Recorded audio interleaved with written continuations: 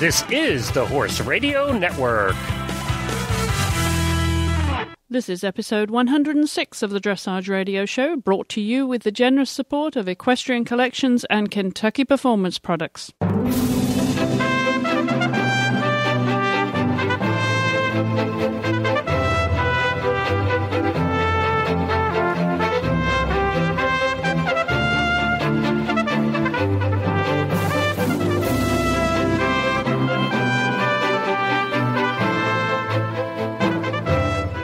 Hello, I'm Chris Stafford, and my guest this week is Karen Blignault, who's the author of Equine Biomechanics for Riders.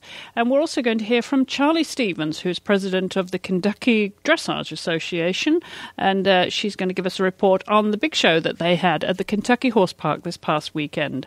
But first of all, I want to bring you news of a campaign that we have initiated here at the Horse Radio Network, and along with its many media partners, have started a fundraising campaign for those affected by the recent tragedies in the flooding and the tornadoes that have swept the continental USA.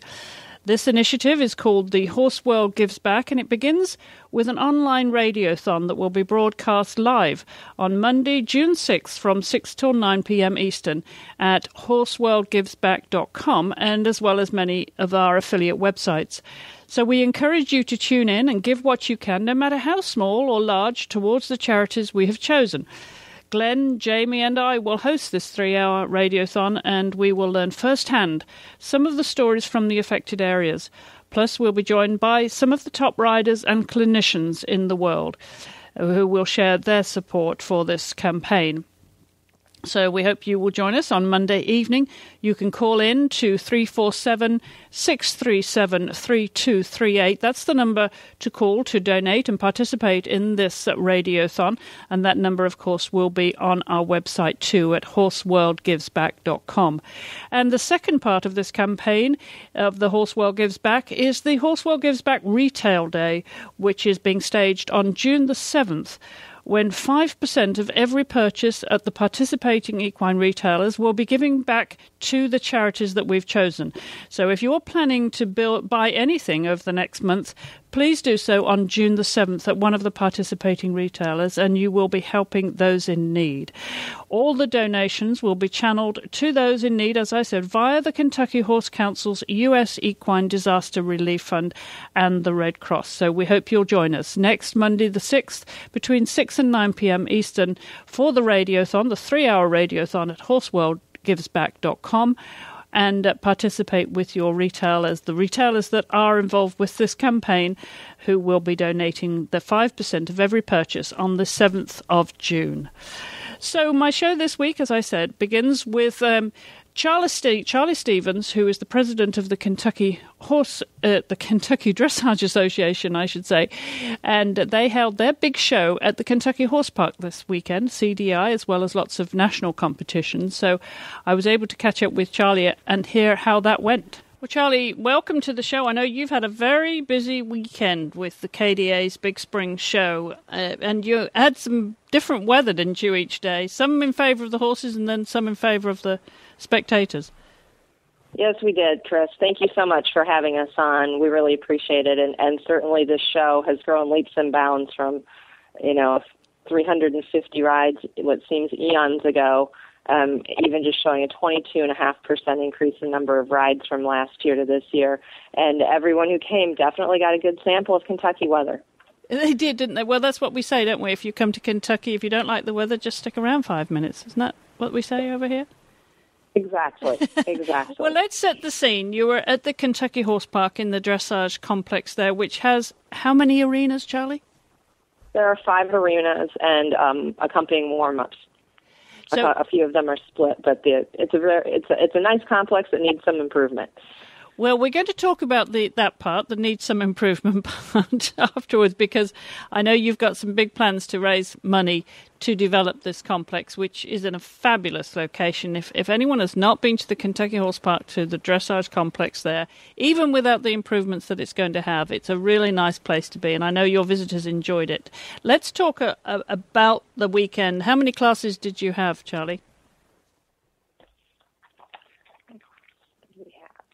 We had full classes on Thursday. We ran our full class schedule on Thursday, which started with intro. We had a couple of specialty classes for Arabians and thoroughbreds, weighted percentage classes. Then moving into Friday, we ran training level through the Grand Prix as well as the CDI 1-star on Friday, Saturday, and Sunday, and we ran full realm, open, amateur, and junior rider and young rider classes, as well as the Marantina Cup and the 4, 5, and 6-year-old young horse classes. Well, that's a lot of organization for the KDA, but this is your big spring event, isn't it?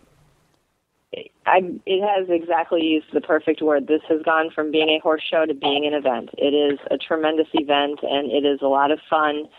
We are very lucky that we have over 100. We only have 150 members, and over 100 of them volunteer each year at the show to help it run smoothly. We have people who have favorite positions that work every year, and everybody's just happy to be there, which makes the experience wonderful for the competitors and the officials as well. As a matter of fact, we got a lot of outstanding comments, and we appreciate those from officials about how wonderful and cheerful our volunteers were. Good Kentucky hospitality, isn't it? Yes, it is. Well, let's talk about some of those highlights. You did have riders come all the way from Florida, didn't you? And one of those was Lisa Wilcox, who took the top honors there. Tell us about her rides. Oh, Lisa's rides were spectacular. What can you say when you score 76 in intermediate one? It's a phenomenal ride, just lovely, and not only that, but very gracious competitor, nice to have around the show. Really, truly, overall, her horse included the quality. We generally have a very nice quality of horses, and this year the quality just seemed to be even more outstanding than it has ever been. Really, truly, we were very blessed. Well, her partner, of course, that she took top honors with was Pico del Cerro HU, which she took over that ride from Mikaela Gunderson, didn't she? Danish rider. And this is a horse I think she has Pan Am's in mind with. I would believe that's why she came to see us. Yes, came all the way from Florida. So you had how many riders in total? Did you say this week's show? We had 291 bridal numbers in total. We had 31, including the young riders and the junior riders in the CDI. And who were your officials? Who were your judges this weekend? Our judges were the ground jury president was Miss Lila Four. The foreign judge was Miss Joan McCartney. The member was Miss Lois Eukins. The other judges at our show, we were graced with the presence of Dolly Hannon, Susan Mandis, Nancy Porter, and Debbie Savage. All right. Well, as you said, you started off on Thursday with your opening classes, ran right through the weekend, so you've got a bit of every taste of Kentucky weather and hospitality, and there was some partying to be had, wasn't there, Charlie? It wasn't just riding, was it? Yeah, no. The event, Kentucky Style, includes some partying, and we were very blessed that we were able to access the suites in the new Alltech Arena on the third floor, where I personally had never been before. But what a spectacular view for everybody to come up. In the Kentucky Horse Park catering division did a wonderful job of catering that event for us and making it really spectacular. Karen Bourne, with her company, Bourne Saddlery, donated a saddle for us to give away at that competitor's party. And it was won by Vicky Esquivel locally, and Jane Hart also donated some earrings, and we made a big announcement there about the fundraising. So it was a good time. Everybody really enjoyed themselves, being able to, just hang out and relax before the CDI really began. But all competitors were welcome. And, of course, you mentioned this fundraising effort. Tell us a little bit about that, because we mentioned at the top of the show there that, it's a beautiful facility already in the horse park, but you have big plans, don't you? We do. We have big plans. 15 years ago, this facility was designed to host a show that was about 350 rides, and they put in a tremendous amount of arenas over the years. We've added arenas, and now we just really want to... The dressage complex was used kind of for the breed demonstration, so it didn't really get upgrades for the World Games that the rest of the park saw. And so now we're trying to raise funds to really upgrade that, to improve the footing in the main CDI arena, to put up a 2-story show office, because at this point we have to bring in tents and extra buildings to accommodate the staff, the volunteers, the awards. There's just not enough out there. We'd like to have bathrooms as part of the complex versus over in the horse park. Just a whole host of 2-story things that will make the facility just as grand as the rest of the facility, and in a much nicer place for everybody to show, even though, as you said, it's already very nice. We just want to improve it and make it that much more world-class. It's truly about building a legacy for dressage, the entire dressage world, to be able to enjoy. So fundraising has now begun, is it? How is that going to take shape? Because I know you have got one driving force of a fundraiser behind you in the form of Alston Kerr, who is so involved with the Kentucky Horse Park and the foundation there in fundraising, a real driving force. Charlie, what are your plans for fundraising? How are they going to take shape? Well, we kind of came upon this pretty quickly. I think we're in the process right now of trying to figure out if somebody wanted to sponsor a ring, exactly what the cost would be per ring to be able to sponsor a ring and or the pavilion, to have naming rights on that. So we're getting some packages together to be able to have that. We have begun. We were able to collect, I don't know the last total, but at least I would have guessed we're probably pretty close to 20,000 just over the weekend. Well, and what was your target? Our target's $2 million, so we've got a ways to go. But 20,000 is a great start. Everybody, certainly we had buzz. We had some paperwork there and phone calls were being made. So I'm sure once we get the packages together with naming rights on them, that's going to really help. We are going to study some events that are being held throughout Kentucky to see about bringing them in to raise money, a wine tasting that they hold over in Louisville to try and replicate something like that over in Lexington to raise money for this complex, as well as discussing bringing different horse events in. We haven't really made too many contacts there, so I hesitate to say whom, but bring different horsey events in to really hit the social scene in Lexington and drive people in to buy tickets to raise money for this, where they can just have a good time and see some horses. Absolutely. Well, mention, if you would, while you're here, Charlie, the other shows that you host for the KDA, the Kentucky Dressage Association, hosts during the year. Right, and also, too, you asked about parties, and I just mentioned the one. We do have a Saturday night gala, and I believe this year we had 12 freestyle rides, and absolutely the best freestyle rides that we have had at our Saturday gala, where we have another competitor's party, the exhibitor's party. We serve barbecue, and then in celebration of the 25th anniversary, we had some nice Spanish sparkling wine to go with that. So a good time was had by all, sitting under, thankfully, nice sunny skies and a dry ground to watch the freestyles and enjoy the music. Our other shows, in August, we have a schooling show, a ride a test, and a show for alternative dressage horses on Saturday, and then we have our schooling show on Sunday at Masterson Station Park. Our lead judge this year is going to be Mr. Tom Poulin, so I'm sure that we will have an even better turnout than we had last year, because everybody's going to want to come and ride for Tom. And then this fall, we are hosting two one-day shows on the 15th and 16th, also to be held at the Kentucky Horse Park. And then in 2012, we have been awarded the USDF Region 2 Championships to be held at this site. So that's the big reason we really want to get the fundraising done as quickly as possible, is so that we can have the facility ready. We'd love to have it ready for the May show. Certainly, that's important. But we really, really want to set the stage well for Region 2. There were many people who don't normally show Region 2, even this weekend, who said, if you guys are hosting Region 2, we will be here. We're changing our show schedule to come to your region. So we look forward to hosting a wonderful Region 2 in 2012 and hope to have this facility in tip-top shape for them all. Well, something to aspire to, look forward to. Charlie, I want to wish you the very best of luck with your fundraising. Good luck with that and all the endeavours over there at KDA, and we'll catch up with you later in the season perhaps and hear how the fundraising is going and the rest of the shows this summer. We welcome it. And again, Chris, thank you so much for having us on, and we will keep you informed and apprised of the events as they happen so that the dressage community can take part. Well, in just a moment, we're going to hear from my guest, Karen Blignalt, the author of Equine Biomechanics for Riders. But before that, I'd like to remind you about one of our valued sponsors here that makes this show possible, and that's Kentucky Performance Products. It's that time of the year when your horse will be sweating more and needs more help in replenishing fluids. KPP offers a solution with Summer Games electrolytes. Originally created for horses competing at the Olympic Games, this formulation is a combination of minerals similar to the levels typically lost in sweat. Summer Games is a concentrated electrolyte that contains minimal sugar and supports normal hydration.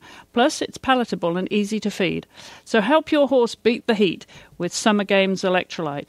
And to find out more about this and all of the KPP products, please visit kppusa.com or call 1-800-772-1988. And, of course, to learn more about horse nutrition and interact with the KPP experts, be sure to join their Facebook fan page. Well, as I said, my next guest this week is Karen Blignalt. She is the author of a fascinating book, Equine Biomechanics for Riders. And those of you who are regulars on the Dressage radio show will know that biomechanics is something that we cover when Heather Blitz is on the show. She's a great proponent of biomechanics for riders, and also, of course, her mentor, Mary Wanless. But this is a different perspective, and Karen Blignalt is going to be joining me now from South Africa. Oh, Karen, welcome to the show. Thank you for joining us. You are in Cape Town, South Africa, and of course it's a different season over there now, isn't it? Cold weather for you. Cold and wet. Cold and wet, oh dear. Now, do you ride still, Karen? Are you competing?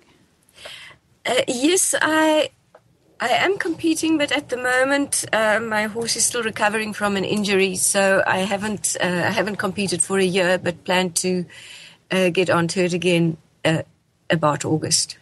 Well, I'm looking at your beautiful book, the Equine Biomechanics for Riders, which, of course, was published in 2009 by J.A. Allen, the one and only publisher, I should say, since they're my publisher as well. So we have to give them a good promotion. And of course, Leslie Gowers, who's your editor. She was my editor for many years. She's a great girl. So we'll give a mention to Leslie in the process, and she, of course, has been promoting your book avidly. It is a beautiful book, and as I said, Biomechanics for Riders, it covers a whole range of topics. Karen, let's get a little bit of background as to why you thought this book was a book that had to be written. Well, Chris, thank you firstly for that compliment. The Equine Biomechanics book, I started... Can I go a bit into history? I started writing Successful Schooling many years ago. It came out in 1997. And straight afterwards, I started writing on biomechanics for riders.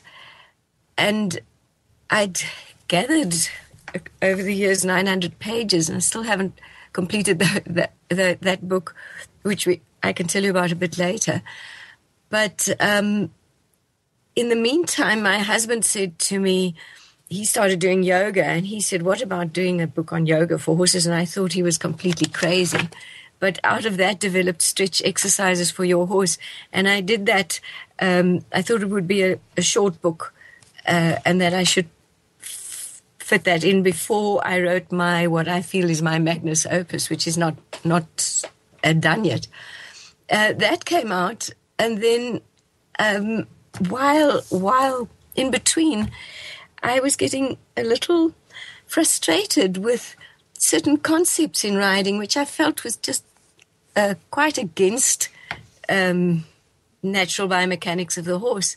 And some of these misconceptions I felt I could write a little book about. And I thought it was going to be a short little 150-page book, and that I would do that again before my very large book that is in the pipeline. And that's how Equine Biomechanics came about. It started off as going to be just about misconceptions in riding, and it ended up with a whole treatise on biomechanics. Well, of course, the subject of biomechanics is not new to us here on the Dressage Radio Show, because our good friend Heather Blitz, who's a regular co-host here, is an avid practitioner of the subject, and of course follows in the footsteps of Mary Wanless, who you will be familiar with. Yes. So in terms of this subject and how it can apply, there are so many dimensions to it, as you mentioned in the different chapters, Karen. You know, everything from the concepts to communication and engagement, and of course the misconceptions of the subject of biomechanics too, and how this marries with the horse. Talk us a little bit through the whole process of biomechanics and how you feel that it relates and how important it is to riders. My feeling and my philosophy throughout riding and teaching writing is that we have to communicate in a language that the horse can understand. And I felt that when I learned to ride, and it took me forever, it was about signals to the horse. And these signals weren't very clear either. You know, man has been riding horses for 6,000 years, and the majority of us still don't know how to get a horse on the bit. And it's a simple question of explaining to the horse what you want. And if this explanation is through a body language, and if you're working with another through a body, you have to maneuver it, and then you obviously have to know how it works and how it reacts to move it and maneuver it in the position you need. Does that more or less explain? Well, it does, and we talk about it being the key to balanced riding. And, of course, Heather and Mary focus very much on the biomechanics of the rider. You've focused on equine biomechanics and how it applies to riders. So it's the meeting of two minds, and I'd like to understand a little bit more what riders, in a nutshell, if you had to encapsulate this in a headline or a short paragraph, Karen, what do you think riders should understand fundamentally about the horse's biomechanics? What I realized when doing the research was that horses actually in nature do everything opposite to what we expect of them in dressage and even in jumping. And the major thing there is that when they turn with their shoulders, and their head goes the opposite way, because as they move their shoulder in, or their shoulders in, their center of gravity moves, and they have to counterbalance by turning their head to the outside. In dressage, we need their head to the inside. So we have to counterbalance them to put their weight on their outside side, if that makes sense to you. Mm-hmm. So for me, the most important skill a rider can have is to be able to flip the horse's rib cage to push his weight to the outside. Then your inside bend is there. I realized very recently that virtually every balance mistake and rhythm mistake can be almost subscribed to the fact that the horse is not truly bent to the inside in balance. If he's bent to the inside, there will be no pull on the inside rein, and the horse will stay in balance. It's very difficult to verbalize a physical movement, but does that make sense? Yes, because we often know, when horses are being worked, how you're riding them one direction or the other, and their shoulder falls out. It's a very common term to hear their shoulder falling out. Yeah. What should riders learn from the biomechanics of the horse to correct that? That is exactly what happens. The horse, if you go around the corner, the shoulder falls in. What he's simply doing is that he's putting his weight on his inside foreleg. And with that, his head will go to the outside. And riders often say, my horse is stiff. Horse is not stiff at all, but he's simply unbalanced. So the important thing there to do is to try and shift the horse's weight onto his outside shoulder, and that you do with your inside leg. And that whole concept of riding from the inside leg to the outside hand, which is a very esoteric concept if you don't know what it is simply pushing your horse with your inside leg, pushing his shoulder, even his hindquarter as well, over so that his weight is on his outside. He can then bend his neck and his shoulder won't fall in. I often, if it will help, what I often do is I put my inside leg slightly forward and tap the horse on the shoulder, and he immediately moves his weight over and he immediately gets the bend. Because you often see horses being ridden, and, at the risk of offending anyone here, that they're not in a balanced way of going, that riders will override a horse and try and put it in a place that it's either not ready to be put in, or it's for some reason it's not comfortable, it's not fit, it's not supple enough. And so I think the whole concept of equine biomechanics for riders is an important one for riders to understand. What sort of things can they do from the ground to help supple the horse? I mean, you see things like, getting them to take a treat all the way, bending their neck all the way around to their girth. Are those exercises that you advocate, Karen, to get the horse supple from the ground before you even get on? Absolutely. I like to do a bit of suppling exercise beforehand, but you don't want to do too much on cold muscles. So what I often do is warm my horse up and then hop off. And especially on the side where the horse feels stiffer, I would actually do a few neck stretch exercises. Amazingly, you get on and the horse is immediately better, absolutely immediately better. Well, the other thing, of course, that riders use for whatever reason around the world, they have different methods, different training methods, and they use different gadgets. They use tack and gadgets and artificial aids is what we call them. That is probably contrary to your principles of understanding equine biomechanics, and if they were better understood, there would be less need for those gadgets. I absolutely agree with you 100%. But my feeling is if riders can learn to communicate in a way the horse can understand, you actually don't need a gadget. Those concepts will be coming out in my next book, which can I talk about it? Absolutely. We were going to ask you about your next book. You said you've got your magnus opum. Is that what's waiting for us? Well, it was too big to write, so I turned it into two hopefully small, shorter books. And the one that I'm talking about now is something I call 4 Steps to Riding Success. And basically what I say there is that there are 4 exercises on which everything else in riding is a variation of. And if you can do those 4 things, you can go to Grand Prix dressage. But using a system of pressure release, so that if you're asking the horse correctly in the way he can understand biomechanically, and he yields, you immediately release the pressure like a hot potato. So when you put your legs on very lightly and the horse doesn't react, you either use your spur or tap him with a whip, and he has to jump forwards, and then you release all pressure, and you don't put your legs on again until you won't need it very often.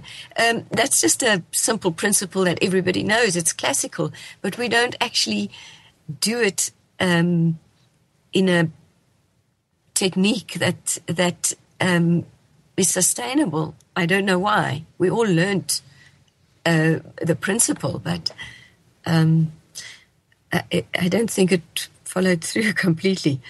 So the first exercise would be forward, and the second one halt.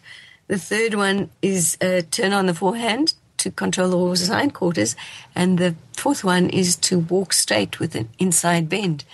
With those 4 exercises, you can do absolutely everything. Don't know if that answers the question. Well, yeah, no, I think what's interesting is that, we can break down the art of riding to some very basic fundamental aspects, such as those step by step. And, it does come down to stop and go and doing that correctly and learning to walk in a balanced way, in a correct way. There's so many fundamentals that I think as riders try and get ahead of ourselves all too quickly, don't we? Yeah, I think the biggest problem and the major problem is that we give the horse two simultaneous opposing messages. And in fact, the riding language teaches us that. It says forward to halt. Now, when you start riding, you don't understand that. How can a horse that is only a horse can understand that when you hold him and push him, he's got to go forwards? Well, absolutely. I mean, these are very fundamental aspects of riding, and I think your biomechanics book, Equine Biomechanics for Riding, will obviously give people an understanding of what they should understand about the horse. And then this new book, what is it going to be called, the ones that you're working on now, Karen? Well, the one I just explained is working title of 4 Steps to Riding Success. The other one is another passion of mine. I don't know if you realize I'm a trained occupational therapist, so I studied biomechanics at university and also teaching sport to disabled people. So this passion of mine it's going to be, I don't quite have a working title yet, but it is body use versus body position, so that we actually teach people to use their bodies rather than to sit straight. If you pass any riding lesson, you will hear one of 3 instructions. I'm going to turn you into the. I'm going to change roles with you.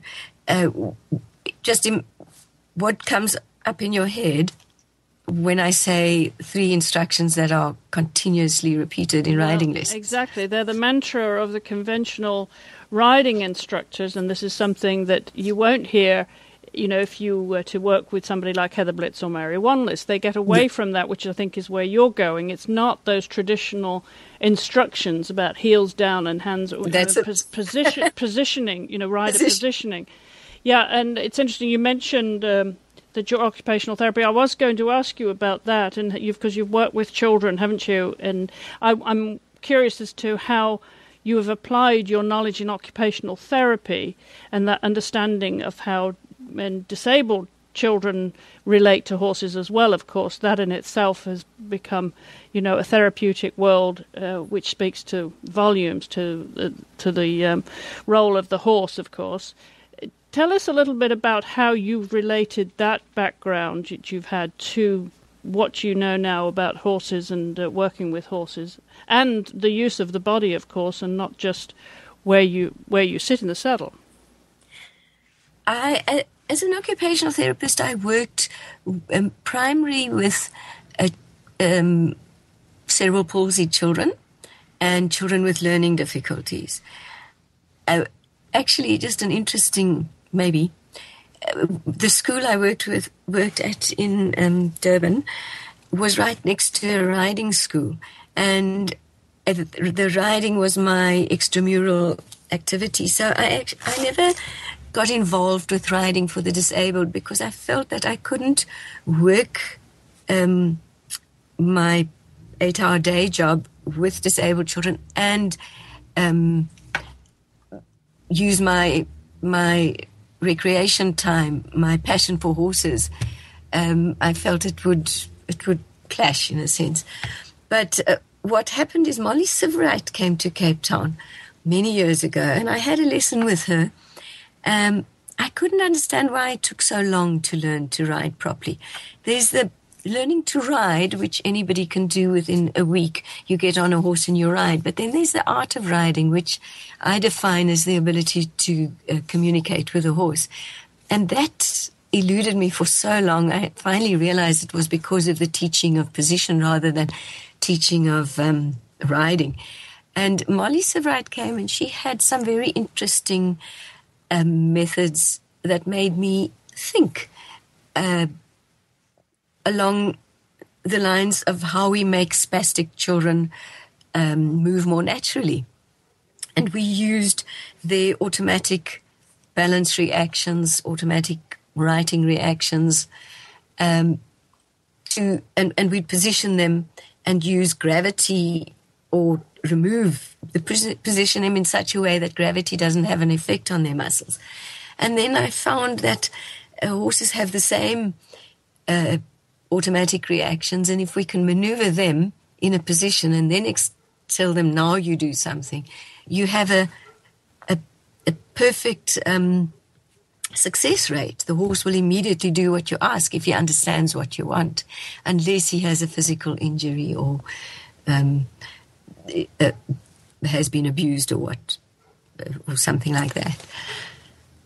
Now, you mentioned Molly Siverite, of course, from the Talon School of Equitation in Gloucestershire, England, established that and passed it along to Pammy Hutton, her daughter. Excuse me. And I want to ask you, Karen, who were your mentors? Who were the classical horsemen and women that inspired you? My first teacher taught me to give with the reins. He never allowed us to take contact on his ponies, so we used to ride with these light reins, and then we had to learn to use our bodies. So for that, I'm eternally grateful. I got the horse on the bit accidentally at a show when the horse was going very forward, and I probably pulled, so he went on the bit. But because his mouth was never spoiled, he yielded to my contact. After that, not really many. A teacher came who'd been riding in Germany for 2 years, and she brought new insights for me and made a definite change. And then finally, a Canadian instructor came. He'd been riding in Germany for about 6 years, and suddenly I just got a feel through. And I can't tell you what he said and what he taught me, but it had an effect. But ultimately, I read a lot, and probably the person, the school that I follow, and the person that made the most sense to me was François Boucher. Mm-hmm. François Boucher, of course, a classical French dressage rider and trainer of the old school. And it's interesting, Karen, that you will appreciate this, being a reader of equitation, that if you speak to some of the older generation, the senior generation, and ask them what book they would have on their nightstand now, so many of them are still reading those old equitation books. Yes, Chris, I found that, and I don't know that I'll find a place in my book to write this, but I have made a note of it, that just about everything we need to know about horses has been said before. The only problem is that you have to read all the books to get all the little bits together. Yes. There's not one that has the total answer. But I think poor François Boucher was never gained the recognition that he really should have had, especially his method, what he called his new method of riding in bedroom slippers, because he had to, as one of my pupils said, ride like a girl with more intuition than power. Yes, and intuition, of course, is a valuable asset. You're lucky if you have it, and if you don't, then you have to learn skills. But it all belongs in that art of riding, as opposed to just being able to ride a horse. Yes, I always say to my male riders, and this is where this man came with his answer, that you need to ride as though you had half your weight and half your strength, and then find ways to communicate with the horse without the strength. Yes, and that's yeah. Sorry. No, go ahead. That's when he said, "You mean I must ride like a girl?" Yeah, that is a very good point. That it isn't about strength. Of course, we can never get in better of a horse through strength alone, and it's a mistake to think that we can. But I think an understanding, certainly, of the horse's biomechanics, how he functions, and where the balance needs to be, and some of the things that you can work through to understand that, and have a better appreciation of the gaits and the movements, and the functional anatomy, all the things that you talk about in your book, Equine Biomechanics for Riders. Is there any way that you would summarize this book if you had to sell it in a couple of sentences, Karen? What would they be? That is such a hard question. If I had to sell it, you do realize that I don't sell my own books. I understand that. I understand that. No, in terms of getting the message across that's right. From the author, and it's so much obviously more effective to hear from the author in their own words, the value of this book, because I think you have to be willing and open to actually absorb this information, and to want to be better riders, and have that better understanding of the horse's biomechanics, and not. I think so many people today don't have time to read, or don't make time to read these books, just as we've read the old equitation books from years past, and it's. I think it's it makes us a better horsemen and women, better riders, better proponents of the art of riding, as you said, Karen, which is why I wanted to maybe get that message to our listeners in your own words. All right. Personally, if you understand the horse's biomechanics and can work through that to communicate with a horse, your riding and your training will speed up by tenfold at least, because you won't be making mistakes in asking the horse for something he can't do. Right there, Karen. Yes, right there is not that a horse can't do, is not ready to do for whatever reason that may be, is not ready to do, or physically can't do them. And yes, as you know, there'll be so many reasons behind that. I can give you a very simple example, and this one is not in my book. My horse is barefoot, and I have a terrific barefoot trimmer who knows absolutely everything about feet and inside, outside. And she looked at I was struggling with a canter pirouette, and she looked at the horse's feet, and she said the heels on her hind feet are too far forward. She can't sit on her feet. So that's also a biomechanical principle, although not in my book. But that's a very simple example of, if you do understand the biomechanics, you can change the horse terrifically. And if you understand the horse's biomechanics, the first time you ask him to walk to canter, he'll do it immediately. The first time you ask for a shoulder in, you will get a shoulder in. Even a half pass, which is much more difficult because the horse's balance is put into a very unnatural way. But even that you can do the first time you ask, provided you know how to maneuver his balance. Let's use the half pass as an example. The horse moves his head in the direction he's going, his head and neck. So his center of gravity moves to that inside shoulder. He then immediately falls, in inverted commas, onto that shoulder, which immediately then turns his head to the opposite side. Do you get that picture? Absolutely, yes, quite. So if you understand how to keep his weight, again, on his outside shoulder, he's not going to lose his bend in the half pass, and he'll be able to cross over. So I think that probably gives the best example of why equine biomechanics is extremely important for riders to understand. Well, that's a great way to sum it up, Karen. Thank you very much for that. We will, of course, put a link to your book on our website, as always. Equine Biomechanics for Riders by Karen Blignalt. Thank you so much for spending time with us, and I hope you'll come back again and talk about your new books when they're published. Thank you very much, Chris. It's been a great honor to be interviewed by you. I just had a look at the other people you interviewed, and I feel very humbled. Thank you. And we will, of course, put a link to this title, Equine Biomechanics for Riders by Karen Blignall, from our website, where, of course, you can shop directly to Amazon for all your horse books too. Well, before I go any further, I want to remind you of our sponsors here, one of our valued sponsors, and that is Equestrian Collections, where you can shop for all your favourite dressage brands like Rumpf International, Kerritz, Fitz, and Good Rider. Equestrian Collections has everything dressage for both horse and rider, so don't forget to visit them at equestriancollections.com.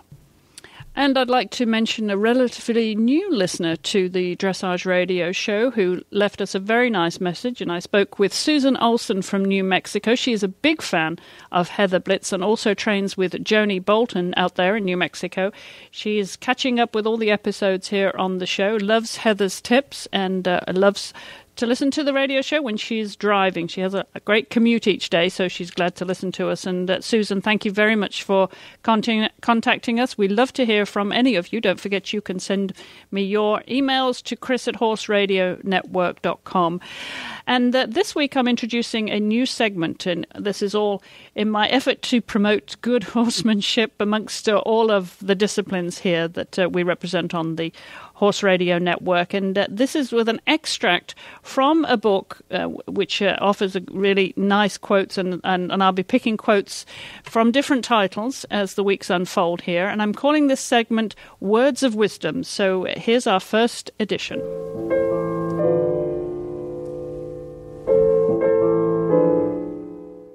When Klaus Belkenhol was asked what makes a good rider, he said, "One who understands the horse. One who is capable of listening to the horse. You have to speak their language.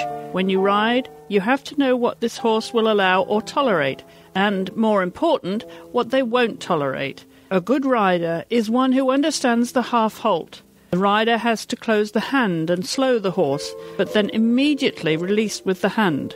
If a rider holds too long, he pulls the horse onto the forehand, he blocks the energy from behind, and he creates rhythm faults. This is especially true if the rider holds and drives at the same time. All of the energy that the rider creates pushes the horse onto the forehand. A rider has to activate the hind end of the horse only when the horse is light in the hand.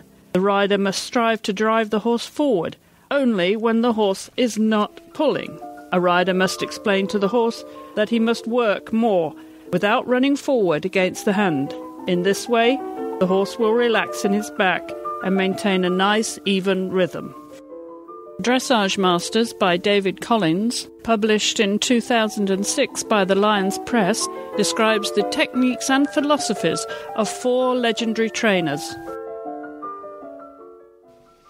And as we come to the end of the show this week, I want to mention a new initiative that I started here on all of my shows on the Horse Radio Network, the Dressage Radio Show, of course, the Eventing Radio Show, and the Jumping Radio Show, and that is a call to young reporters. And I'm looking for young reporters under the age of 20 who would like to come on the radio show and report on a dressage event, show that's in their area, any competition at any level, anywhere in the world. And those young reporters, as I said, must be under 20 years of age. So if you think that you would be a good reporter and you'd like to report on a show in your area, please email me at chris@horseradionetwork.com and I will give you a call and we will audition you to come on the Dressage Radio Show. So any young reporter out there who feels that they can do this job, be a broadcaster, and join me here on the show and report on their local competition, I'd love to hear from you. You must be under 20 years of age, and send me an email to chris@horseradionetwork.com. I look forward to hearing from you. And, of course, don't forget the Horse World Gives Back campaign that we are hosting with the Radiothon next Monday, the 6th, between 6 and 9 p.m. Eastern at horseworldgivesback.com is the website where you can tune in, and the number there to call will be to call in on the website there at horseworldgivesback.com. And don't forget all our show notes here are dressageradio.com, where you will find the link to the Hallway Feeds app so you can listen to the show on the go and also enjoy the Audible free trial there. There's a link on the website to Audible. And also the shopping. You can do your shopping at Amazon by just clicking on the link on our website. Don't forget our Facebook fan page is a very active community there on Facebook. Just look for Dressage Radio Show on Facebook and leave your comments, questions or suggestions. And as always, you can email those to me, chris@horseradionetwork.com. And you can also follow us on Twitter. It's Chris E. Stafford or Horse Radio. And you can also follow Horse World Gives Back. And that is our Twitter name, Horse World Gives Back. Well, I will be back, of course, the same time, same place next week. So until then, thank you all for listening.